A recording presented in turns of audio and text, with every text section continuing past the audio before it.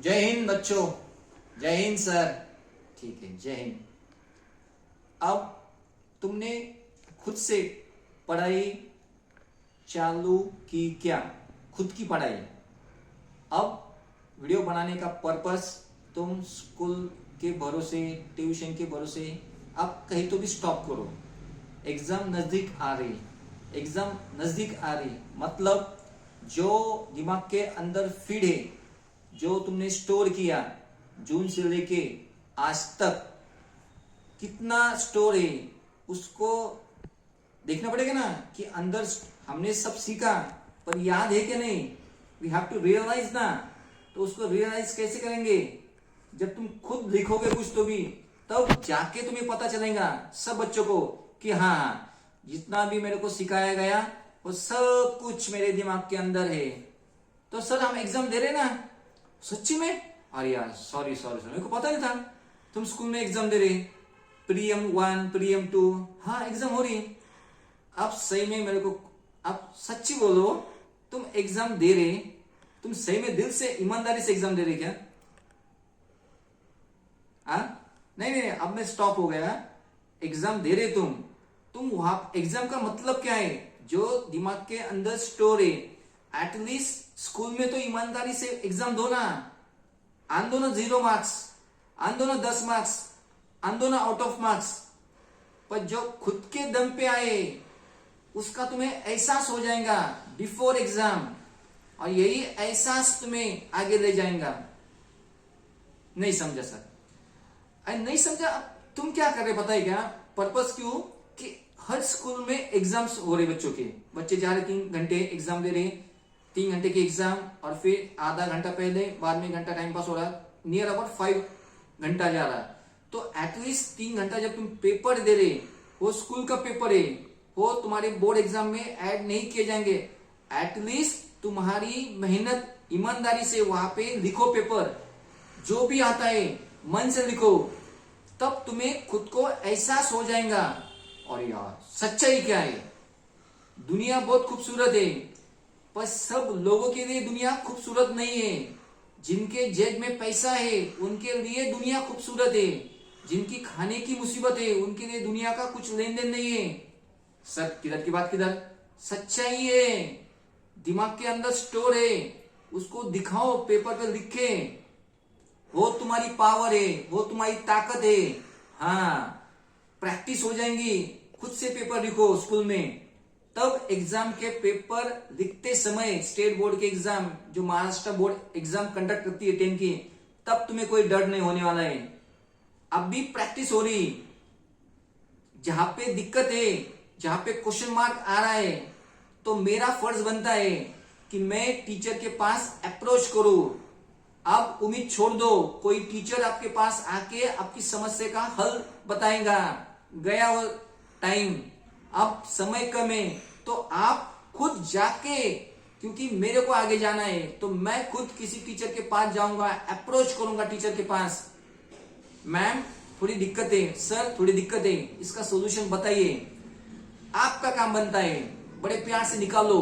जरूरत हमें सब बच्चों को पूरी की पूरी बात सुनो। आदि आदि half knowledge is always danger. क्या काम है इन्हें? I repeat, half knowledge is dangerous. एक तो हमें पूरी जानकारी नहीं, आधी जानकारी है, उसमें भी हम आधा भूल जाते। मतलब क्या हुआ? बस 25% नॉलेज के साथ हम एग्जाम देने वाले। अरे तुम्हें कैसे समझाऊं? कोई नहीं समझाएगा तुम्हें। दुनिया बस आदमी को घुमाती है, दुनिया गोल है, तो बस तुम गोल गोल मत घूमो। सच्चाई क्या है उसको जानो। 10 की एग्जाम दे रहे तुम, मैं अब सर 10 की एग्जाम पता है ना, हमें पता है ना, तो भी मैं तुमको याद करके दे रहा हूं। जो स्कूल में एग्जाम हो रही हो, खुद से लिखो, तब जाके एहसास होता है खुद को, तब जाके डिफिकल्टी पैदा होती है, तब जाके हम टीचर के पास अप्रोच करते हैं, तब जाके हमारे समाधान होता है, और तब जाके हम स्टेट बोर्ड की एग्जाम में गलती नहीं करते। पर हमें ऐसा सीधा रास्ता नहीं चाहिए। हम यहाँ पे भी इसका उसका देख के लिखते हैं, फिर मन को और ऊर्जा मिलती है। अरे यार 10 का बोर्ड का जो एग्जाम पेपर होने वाला है, उसका पैटर्न जो होता है, उसके अंदर मेरे को 100 में से या 80 में से 70 गिरे थे। कैसे मिले थे? इसका उसका इसका। क्लास में 2-2 टीचर भी हुए तो हम हमारी चालाकी, हमारा चतुर दिमाग लगाते, इधर उधर से कुछ भी करके लिखते, इसका उसका देख के लिखे। अगर तुम्हारा मन खुश हो गया तो यही उम्मीद तुम आगे ले जाते। क्या लेके जाते? तुम्हें डाउट आने का फिर क्वेश्चन ही नहीं होता है, और ना ही तुम किसी टीचर के पास अप्रोच करने वाले। जरूरत क्या है? अगर 80 मार्क का 40 मार्क्स का पेपर साइंस पार्ट 1 या मैथमेटिक्स पार्ट 1 में पेपर सॉल्व कर रहा हूं, मेरे को कोई दिक्कत ही नहीं आ रही। दिक्कत आएंगी कैसे? क्या इसका देखना उसका देखना, मैम बाहर गए उधर से देखा, अगर कुछ चीटे निकाली लिख डाला। तो आप बताइए मेरे को कोई दिक्कत आने वाली है क्या? नहीं। अगर दिक्कत ही नहीं आई तो मैं क्यों टीचर के पास अप्रोच करूं? जब मुसीबत आती है तब हम जाग जाते हैं। अगर मैंने मन से पेपर सॉल्व किया तो मेरे को रात को नींद नहीं आने वाली। अरे यार मार्क्स कम आने वाले, घर वाले डांटेंगे, तो काम बनता है दूसरे पेपर के लिए में पढ़ाई करो, रात को नींद नहीं आती है। पर तुम इस तरह से कोई सोच रहा नहीं यार। क्यों तुम खुद की बर्बादी देख रहे, खुद की बर्बादी खुद कर रहे। ये बात, जो बात मैं कह रहा हूं आपसे, एकदम स्पष्ट बातें, सरल सरल स्पष्ट बातें। नहीं करोगे तो आगे कुछ मिलने वाला नहीं है। आपको कोई नहीं बताएगा, आपको बताएंगे बेटा होता है, पढ़ाई कर, तू पास होने वाला है। अरे पास तो पूरी दुनिया होने वाली है 10 के एग्जाम में। अभी भी लिख के देता हूं, 10 के हर एक बच्चा पास होने वाला है। प्रैक्टिकल मार्क इधर उधर से अपनी जो आदत है देखने की, वो छुट्टी नहीं है, हम उधर भी लगाते हैं। पर क्या वही तुम्हें जिंदगी में सक्सेस बनाने वाला है? नहीं बनाने वाला है। अब तुम्हें कैसे समझाओ, क्या एग्जाम्पल दो, ताकि आपको कहीं तो भी हर्ट होना चाहिए। आपने टीचर को इसमें करना चाहिए। और यार टीचर, एक बच्चा गया, दूसरा बच्चा आ गया, मैम नहीं समझा, सर समझाओ ना, सर समझो ना।